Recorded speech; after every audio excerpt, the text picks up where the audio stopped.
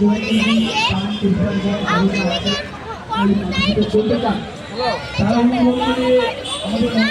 শুধু করলেই চলবে না। আওয়ামী লীগ যে দল, সেই দলটাকে অনুষ্ঠিত করতে হবে।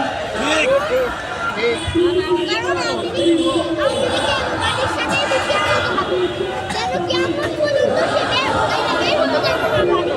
সেই জন্য আওয়ামী লীগের বেশি বানাবো এবং আওয়ামী লীগ যেন রাস্তায় এসে রাজপথে এসে আমাদেরকে যেন কোনো কিছু বাধা দিতে না পারে, আমাদেরকে অত্যাচারিত করতে না পারে। সেজন্য আজকে আমরা বলতে চাই যে আপনাকে যে দল